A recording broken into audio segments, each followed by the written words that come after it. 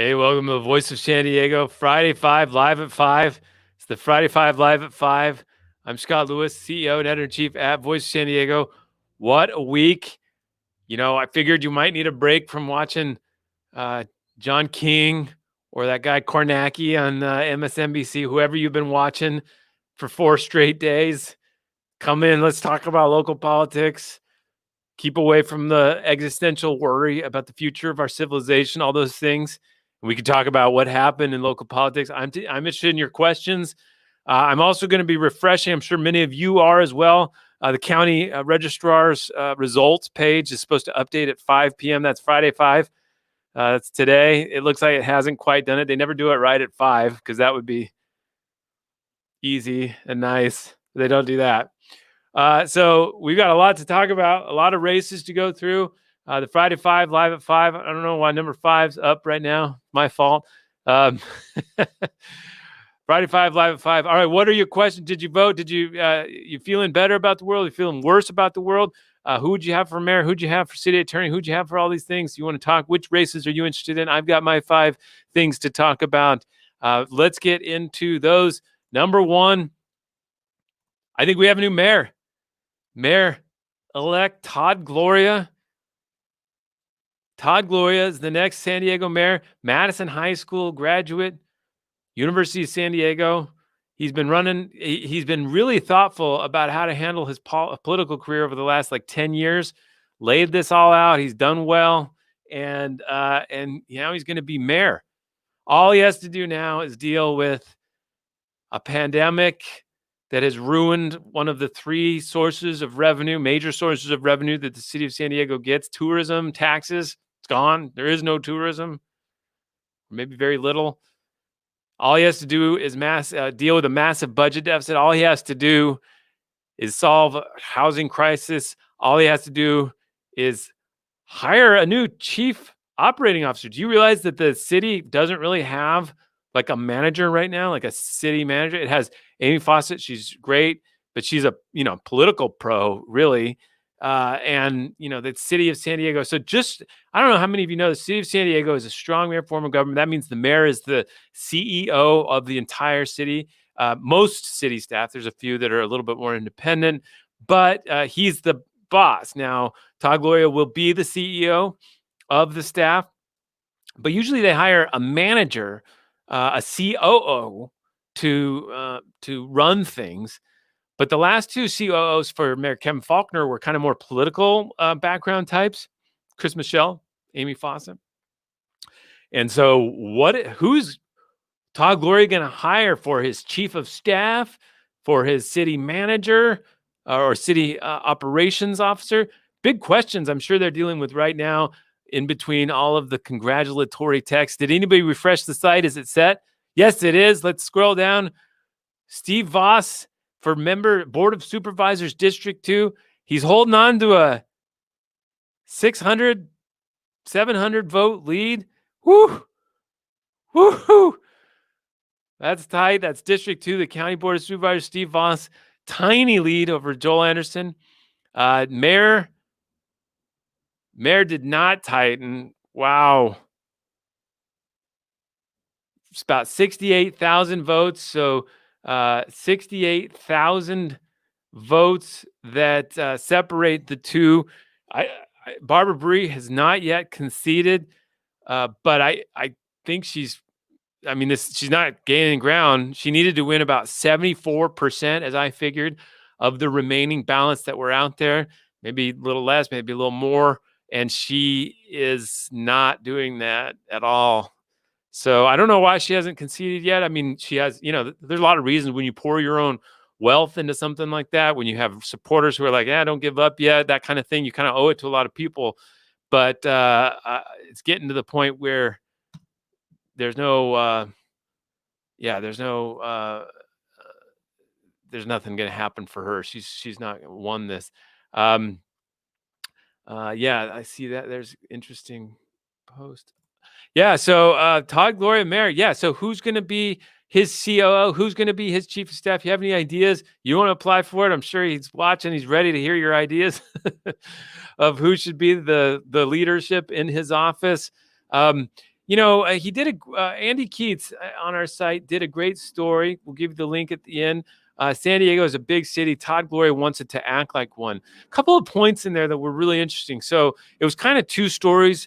One about this big city idea. Todd Gloria talked about it a lot. Like, hey, it's fine if we have to deal with scooters or vacation rentals or these kinds of things, but we need to dispatch those problems quick, handle them, and move on to the big ones. And that's a good idea. Obviously, that appeals to somebody like me, like homelessness, transportation, infrastructure decrepit, that kind of thing. Like, we need to deal with that. But there's a reason that some of these small problems haven't been solved so easily. So can he really cut through that fast and not get obsessed with it? We'll see. I mean, that's the kind of promise of what he talked about. But then there's second part of the story is kind of like why so many groups like wanted to be in with him. So the Chamber of Commerce and labor unions both were quoted in there talking about why they threw in for him so much. Great piece, great political authoritative piece about where we're at as a city and where we're going.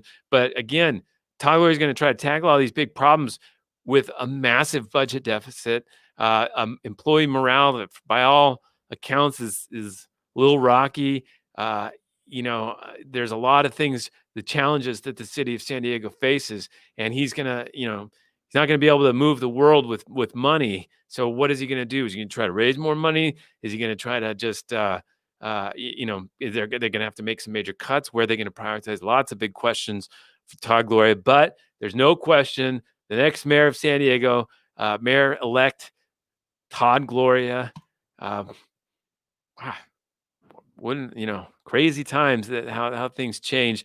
By the way, there are a lot of city council candidates that are now in city council or getting ready to be in the city council, and they need chiefs of staff too. This is what's really interesting right now is there's a big discussion about who's going to be the next council president. The council president's one of the most powerful roles in the city. It used to be basically the role of mayor. You were the leader of the city council.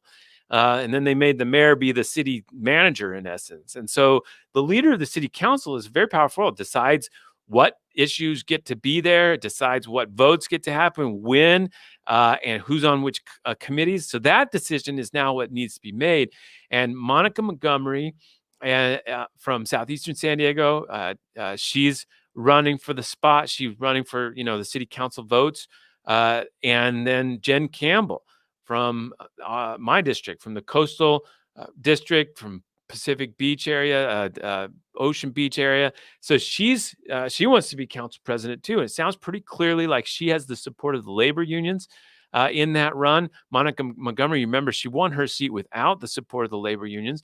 And so, that's going to be a really interesting factor. So the new city council members, they have to decide that right away. And they're going to want to get a chief of staff in to decide and help them figure out how to make this decision. So there's a couple people to watch right now. Marnie Von Wilpert looks like she's going to win that city council seat, District 5, San Diego City Council. She's got to hire a chief of staff, and she might be like right on the fence of swing vote on this big issue, like who gets to be the council president. She's going to make friends or enemies right away. Not enemies, but it's kind of like a Jets and Sharks situation. I don't know if you're familiar with, Americana culture like that, but the Jets and Sharks, that's kind of breaks down. Even though they're almost all of them Democrats, there's going to be some alliances to break out right away. So watch that vote. Watch how this gets maneuvered soon, and we'll try to provide as much insight into what happens with all of that. So again, a little bit of an update. Looks like the city council races have stayed pretty stable. And there's no nail biters except for that District 2 County Board of Supervisor race. Steve Voss holding on to 700 and looks like 715 votes. Woo! It's tight. 715 votes out of what? 260,000 that have voted. Woo! All right. Number two on the Voice of San Diego, Friday 5, live at 5. Measure E. The Midway neighborhood right over there. Or no, there. I don't know anything. Oh, you can't even see me. Measure E, the Midway neighborhood is going to be transformed. It is all in place now. A lot of discussion about Measure E was about the sports arena and rebuilding the sports arena, replacing the sports arena, all that stuff. But this covers the entire area of the Midway district, from Old Town all the way to the sports arena area, but then the sports arena boulevard, Midway, the famous Pacers now, where the guy gets stabbed from the Padres. A lot of places there that now, if you're a landowner there, you're stoked, right? Because not only do you have a community plan in place that tells you exactly what you can build on your land, but you have now you have this height limit removed by the voters. Let's see if that one tightened up. Does anybody have that? It looks like, because it wasn't quite guaranteed. Yeah, 57% to 43%. That's a downright mandate. If you Measure E passed 57%, 43%. So every piece is in place for this entire area, which is a real dump. I mean, my wife and I joke all the time that they just need to, clear people out, make sure people are okay, but then maybe nuke it with a nuclear weapon that's like safe, for that whole area. Don't say that. Never. We say bulldozer.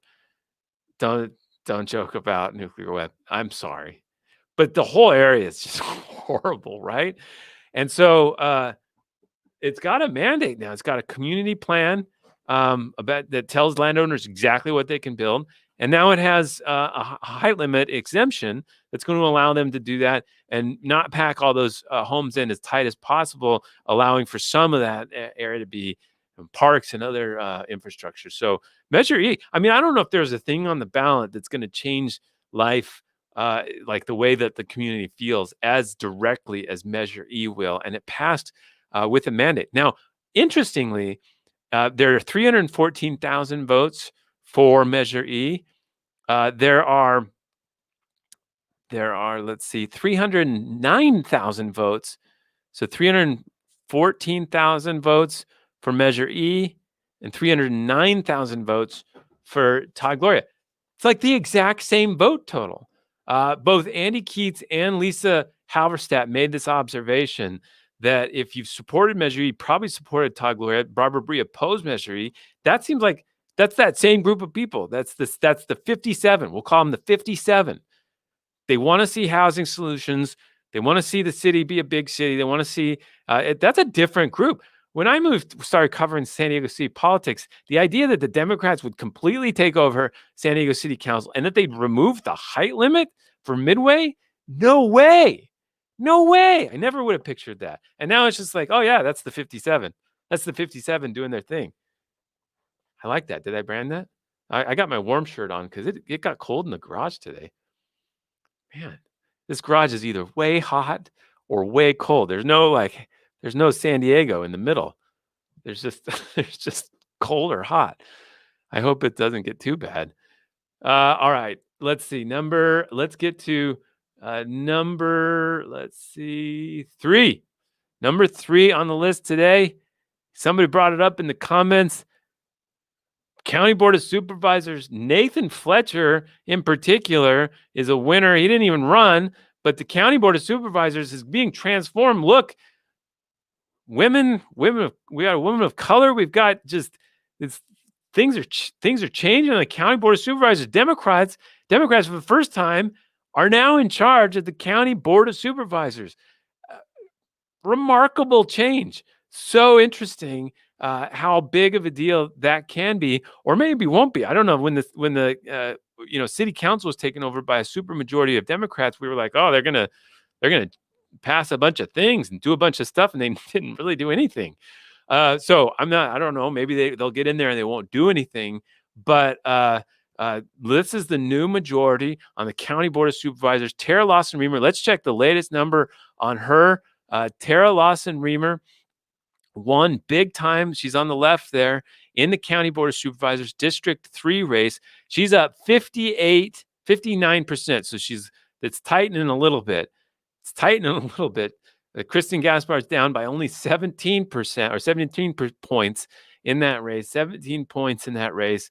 So that was the decisive race about the future of the County Board of Supervisors, where the Democrats would take it over. They did. Now, Nora Vargas on the right, also commanding lead over Ben Waso. Ben Waso's a big deal in local politics. Like, he was council president. He's a state senator, and he couldn't get the Democratic Party endorsement, and he couldn't get Labor to jump on board. Couldn't even decide on whether he supports like Prop 15 or not. But everybody kind of thought, like, well, he's Ben Waso, he's got big name recognition, maybe in low information race, maybe he'll be able to get through that. Did not get through that. Look at that. 56% for Nora Vargas, 44% for Ben Waso. Not sure what Ben Waso does now. What is a state? I guess he's got a couple years. What does a state senator do? I think there were a lot of people hoping that he might win so that they could take his state Senate seat. He's like, nah, I'm just gonna go back to Sacramento. So that's the new Board of Supervisors. Now in the middle there, Nathan Fletcher. I think these women are going to throw some curveballs at him sometimes. But for now, I think he's going to be the chairman of the County Board of Supervisors. They're going to stop. For a long time, they've had this like rotating thing where like it's your turn to be chairman and your turn to be chairwoman. Okay, yay, we're all friends, because they're all Republicans. They have the same view on everything, so they kind of didn't like each other. But they were like, it's your turn. That's not going to happen anymore. Nathan Fletcher is going to be the chairperson probably for a while. Maybe maybe they get sick of him and say it's Nora's turn or Kristen's turn, but I mean Tara's turn. But it could be for now, yeah. And so they got big plans. They want to spend money, hundreds of millions of dollars in reserves in the county that they think that could be deployed for behavioral health issues. Behavioral health, by the way, is the combination of mental health issues with substance abuse. That's behavioral health. They want to spend some money on that. They want to the employees, the workers union that supported them, SEIU, they got plans. They want to be paid better, and they have a receptive audience for that now. A lot of really interesting implications that could come through. But one of the biggest ones is Sandag. I'll tell you what, one of the things that was on the ballot is transit, right? Sandag came out with this big plan, $150 billion to redo and make it as easy to get around San Diego region without a car as it is to get around with a car, which, as you know, is not at all something you can picture right now. So billions and billions of dollars they want to do to completely transform the region. That was literally on the ballot, because if Kristen Gaspar wins the County Board of Supervisors and if Barbara Bree wins the mayor's race, a couple other things like that, then that whole plan is done. But they didn't. Gloria loves the plan or likes the plan or version of it, whatever. And Tara Lawson-Remer and all these and the new County Board of Supervisors supports it. So that is on the 57. I'm telling you, the 57 of people that supported, looks like Tara Lawson-Remer's at 58, so 59. So I think 57 still works, right? 57 still works for that. The vehicle, I'm not letting go of the vehicle. The 57%, that's a go, man. The big transportation plans for the region are a go. I don't know where they're going to get the money. So that's always an issue. But the idea, the vision is a go for sure. Fascinating implications there. Let's check on some of your questions. Yeah, 57. It's going to catch on. There's nothing I love more than coining something. So if the 57 catches on, I'm in. Thoughts on why Vargas did so well? Positive, huh? I think you're talking about Nora Vargas, not Juan Vargas. Juan Vargas crushed his congressional race. But yeah, Nora Vargas, why did she do so well? I think it gets back to that network of she did get the Democratic Party support. That was a huge endorsement, and a network of grassroots support that was pretty powerful. Now, one loser out of the county races, by the way, is the Deputy Sheriff's Association. They supported Kristen Gaspar, and they supported they supported Ben Wason. They spent money on behalf of both of them. I got a question into them. Looks like that didn't go very well for them. I don't know particularly why. I'd like to learn more about why Nora Vargas really. We talked to some voters who went off their name. Vargas sounded more like a person of Mexican descent, and there was some really interesting feedback like that. But we'll keep plugging at it and pull back the onion and understand exactly how she was able to do so well. Now, I do recommend you can go through our PolitiFest review or events. We did have a session with both Nathan Fletcher and Nora Vargas about the future of the county if the Democrats won. And so now that Nora's in there, you can see what she said, what she wants to do, what she wants to see happen because of the outcome of the county. It's crazy. All right. Number 4. The number 4 big story of the week I wanted to follow. Schools. So going to take a little bit of a departure. This happened this week. A little bit of a departure from what we were talking about with politics. Schools. I don't know if you saw this, but our numbers are going bad again for the COVID. And we are pushed into the purple tier. Now, the purple tier doesn't kick into effect until the purple tier doesn't kick into effect until next week if we have the numbers still bad. Now, this was the county's explanation of what happens with the purple tier. See, you have more people out, and then you have fewer people out. I love that. You see, when with the red tier, you have more people out, and then you have fewer people out. Now, basically, everything has to be outdoors, except hair salons. If you need your hair done, you can go inside. I don't know why that has survived in this whole thing as the thing you can do inside. Other than grocery shop, but you can get your hair done. I think it's because people who wanted their hair done were really mad about not being able to get their hair done. And so the governor's like, fine, fine, you win. And so I don't know, but hair is the only thing you can do inside. All of the other things, if we move to the purple tier, this is what happens. You can only do outdoor stuff. And traffic's going to get really good, I guess. The traffic is going to get really good. But the other thing that the purple tier means is that schools that have not opened can't open without a waiver. So that's still happening. Yeah, my kids are still here. Can we keep the puppy from... The dog is tearing something up, and Ashley's just sitting there. The dog, come on. It's fine. So schools, yeah. So we're going crazy. We're going crazy. We need a break. I think we. Oh yeah, yeah. Okay. Hi. Yes, that's Rocky. He's so stupid.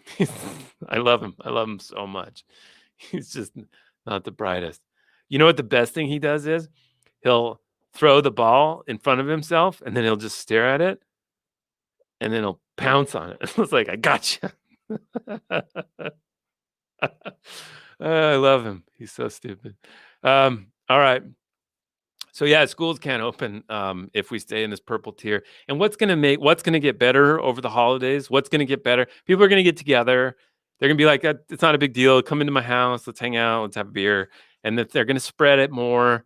And it's just going to be, and we're not going to be stuck in the purple tier. And so, and then in the January when they're like, oh, this is when we said we'd open but everybody was reckless and can't do it. And then this, I don't know if you saw this, the school districts combined on a letter to Governor Gavin Newsom, and they basically said, you should make this uniform for all schools because it's really uncomfortable for us that some of the schools get to open and all of our parents are like, why don't you open like that? You need to make it more uniform. The seventh superintendent said many of the challenges faced by society present themselves in schools, inequity, hunger, gaping digital divide, but schools alone cannot provide the answers. We ask you to join us in commitment to a common standard. This is the path we need to be on to return students to schools in the safest way possible. That's the only way I can interpret the common standards thing. Like, basically, we're kind of sick of all the people opening, and when we're not ready to open. And then there's the issue of testing. So, Superintendent Cindy Martin from San Diego Unified, she said that the most urgent need is expanded virus testing. State guidance from last summer calls for surveillance testing for students and teachers. Like, hey, this we suspect cases, whatever. Teachers can get automatic, easy tests. So can kids. We thought it was important to say clearly that that may not be sufficient. Martin said, students also need to be tested, and testing may need to be more frequent. This combines, of course, with the San Diego Education Association. The unions demand that there be like 10,000 tests per day in the county for COVID, for just schools, separate from the other like 8 to 10 that happen right now. So I don't know. I'm trying not to let the despair like guide my perspective on this, but they're not open in schools. I mean, it and the pain that sets in when you start to just grapple with it is like it's hard. So, Todd Gloria, for instance, others said they're going to prioritize schools, in this economy, but they didn't before. Uh, they prioritized opening bars and other things at first. So I hate to be a downer on it, but it's just so dark. It's just such a dark situation. Any questions on their Vista school districts canceled return to class today because kids? I saw that.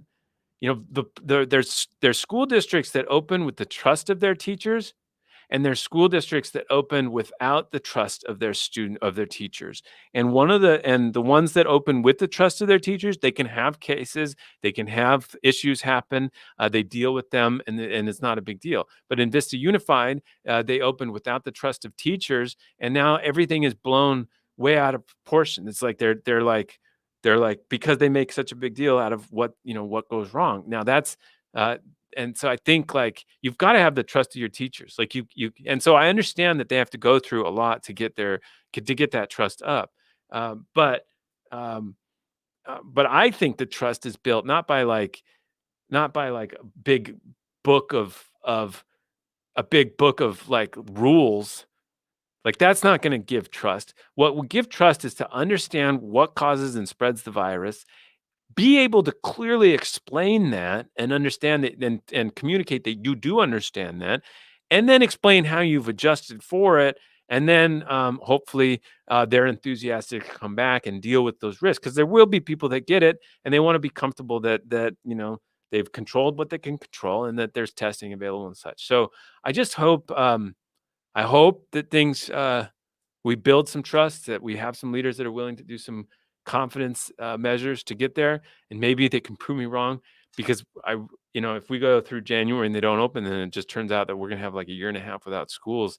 I mean, that's like a lifelong injury for the civilization. That's like a lifelong injury for the society to do that. There are people that will never catch back up. There are people whose lives are going to be altered forever because of it. So I just hope the new mayor, the new county supervisors, they keep that in mind, and hopefully can get schools open. All right, let's take some of your questions. They want the state to pay for testing, but even if there is testing available near campus, they can't force anyone to take tests. Maybe people don't take random tests.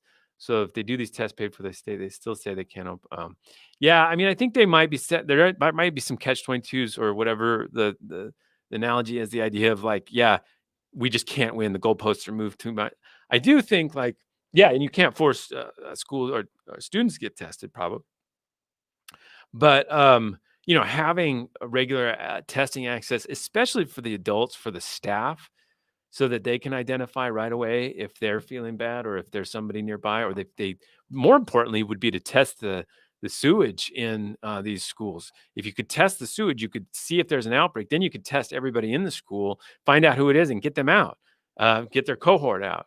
There's ways to do this. We are a smart enough community to get this open. When France had the lockdown, they closed everything except schools because they prioritized education. What a concept! If you knock this thing down on me, you're going to be dead. This is all a mirage. This whole setup, it looks like a nice place and set. Look at this. This is my garage. This is just taped together, this system. It could fall on my head anytime. All right. Let's see. Hey, Gabby. Gabby's here. What biotech leader company is advising the school's union testing plans? Actually, it's the Helix. Helix is the company they've been talking to. I knew that answer. How about that? Helix is the company that says it can do 15,000 tests or something. So they have Helix, they have UC San Diego, a cohort of scientists who are all advising them. Scientists say, you could pull it off. You can open if you focus on ventilation, but they also say these cases can't be going nuts. And the cases, it looks like hospitalizations are going up. They say they changed how they count hospitalizations, but hospitalizations, there's 330 people in the hospital right now suffering with COVID. That's a real thing. So this pandemic sucks. I don't know if you guys have heard. It's really old. It's getting old. I would hope we'd take it seriously. The president's like, we're gonna be done talking about it after November 3rd. Unfortunately, it's still ruining our lives, sir. It's not going away. I don't know if you maybe you didn't affect. You were going to parties and all that stuff. It still ruined our lives. We're not doing anything. We're not traveling. We can't go to school. We can't go to visit our grandparents or the kids' grandparents for Christmas like we do. Yeah. All right. Last issue, number 5. Number 5. I don't know if he's watching. Sometimes he watches. I wanted to talk about my friend Christophe. Christophe Juan. So Christophe's from France.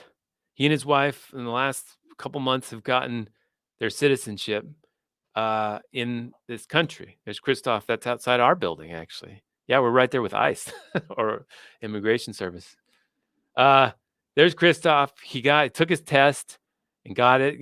They don't do as many ceremonies now because of the COVID that's ruining our lives. But he got it, and it was a really kind of an emotional news for him and Sarah to get it. They particularly Christophe, because he loves America. He has a love for this country that I kind of lose sight of a little bit for 30 years now. But he's like, I used to dream of being here. I here there's not the same kind of elitism, ranking systems, restrictions on what you can do or build, things you can create. I always wanted to been very successful here. And so he's a citizen. And I was like, what a day to join. He joined us Americans. What was it? I don't know, days. Yesterday. It was yesterday.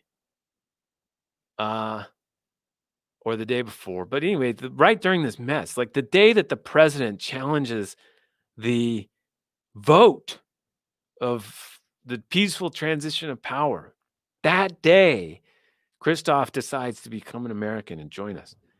And I think it was a really powerful kind of symbol of the moment for me, right? Here's a guy who loves America.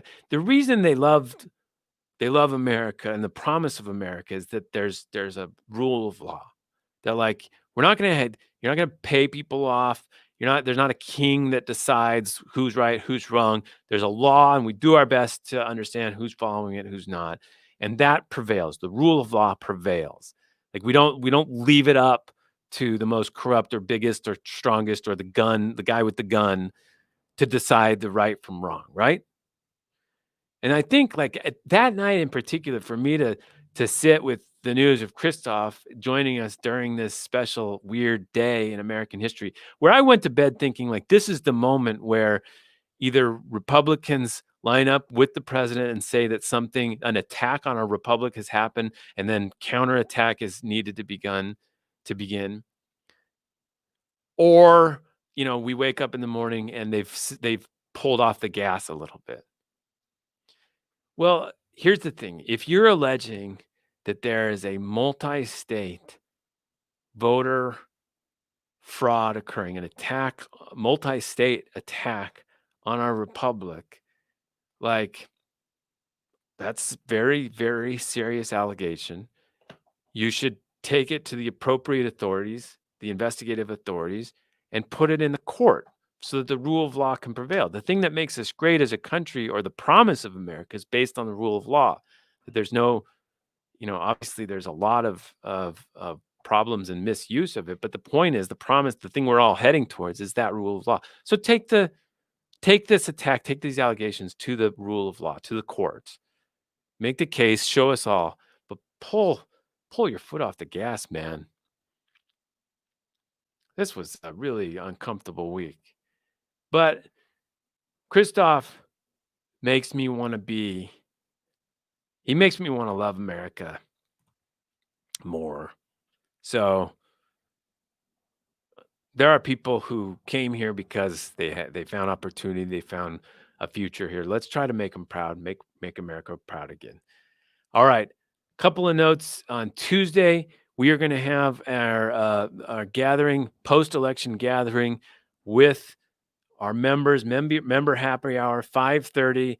Go to voiceofsandiego.org. If you're not a member of Voice of San Diego, $35 pays for this investigative reporting. We have like 3,500 members or donors.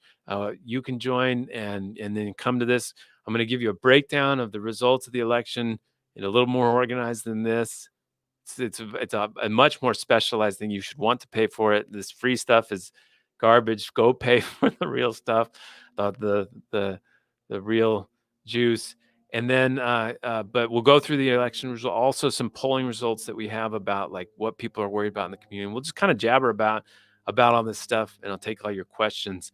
So join voicesandiego.org, and we'll talk about that. Let's see any questions you have. Oh yeah, so they've just posted all those links.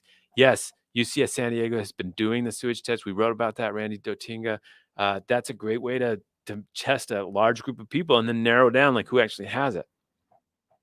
All right, guys, stay safe this weekend. See what you can do to remember why this country is supposed to be good and head in the right direction. And check out the stories. They're being posted in the comments there. Thanks for coming. And yeah, thanks, Brian. And good luck and have a good weekend.